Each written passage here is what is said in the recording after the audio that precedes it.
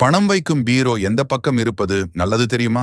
நம் வீட்டில் அறையில் ஒரு மூலையில் பீரோ, லாக்கர் போன்ற பணம் வைக்கும் பொருளை வைப்பது வாஸ்து சாஸ்திரம் மற்றும் ஆன்மீக தகவல் படி எங்கு வைக்கலாம் என்று பார்ப்போம்.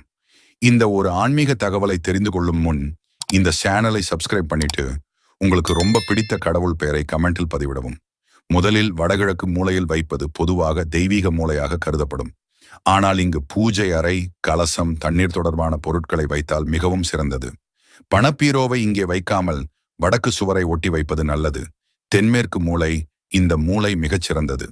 பணப்பீரோவை தென்மேற்கு மூலையில் சுவரை ஒட்டி வைத்து அதன் கதவு வடக்கு நோக்கி திறக்க வைத்தால் பணம் வீட்டில் சேரும்.